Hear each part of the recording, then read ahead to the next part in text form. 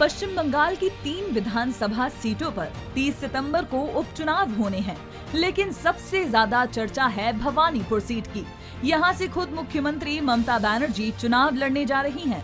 ममता के लिए ये चुनाव करो या मरो जैसा ही है, क्योंकि अगर वो चुनाव हारी तो उन्हें सीएम पद भी छोड़ना होगा। और अब ममता और उनकी सीएम सीट के बीच खड़ी हो गई हैं बीजेपी की प्रत्याशी प्रियंका टिब्रेवाल। कोलकाता में रहने वाले मारवाड़ी, पंजाबी, सिंधी और गुजराती यहीं रहते हैं। इलाके का 60% पॉपुलेशन नॉन बंगाली है, जो कि बीजेपी के वोट बैंक माने जा रहे हैं।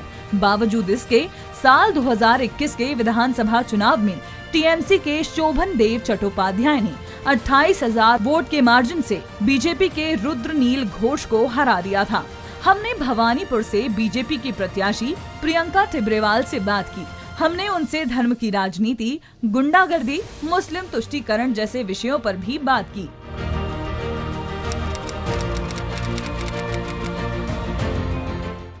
सबसे ज्यादा डिविसिव पॉलिटिक्स जो है धर्म के आधार पर, वो ममता बनर्जी ने की है और हम सब ने देखा है। क्योंकि एक कम्युनिटी को अपना वोट बैंक जो है वो पकड़े रखने के लिए उन्होंने क्या क्या फेवरिज्म किया है, वो अभी भी करती आती हैं। ये हर तरह से, चाहे वो भाटा देने की बात हो या चाहे वो नौकरियां देने की बात हो। सरकारी नौकरियों में जो अगर निकलते हैं 50 नौकरियां, तो उसमें से कम 42-43 जो होते हैं वो माइनॉरिटीज को नौकरी वो देती हैं।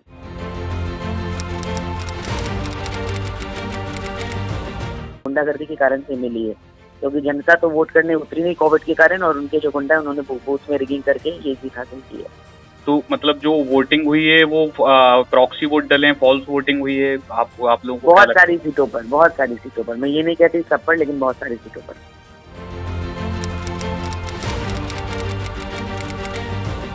मैं जात में किसी को बांट करके उसके बाद पॉलिटिक्स करने में विश्वास नहीं रखती हूँ। चाहे वो बंगाली वोटर्स हो, चाहे नॉन बंगाली वोटर्स हो, सबके लिए मेरा कहना एक ही है कि अन्याय के विरुद्ध में मेरी लड़ाई है, उसमें आप सब मेरा साथ दें।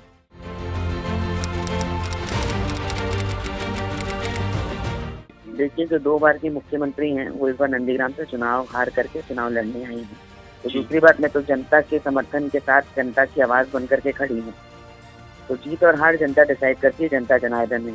जब 2 बार की बैठी हुई मुख्यमंत्री को जनता हरा सकती है, तो 2 बार चुनाव हारे हुए को जनता जिता भी सकती है।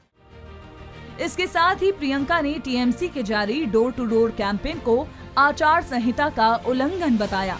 साथ ही आरोप लगाया कि ममता ने अपने नॉमिनेशन में उन पर असम पुलिस द्वारा दर्ज कुछ केस भी छुपाए हैं।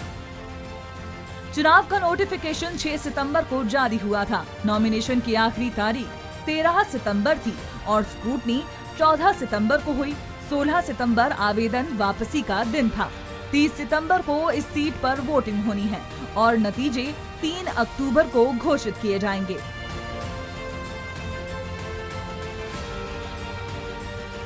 शेयर और डाउनलोड करें दैनिक भास्कर ऐप।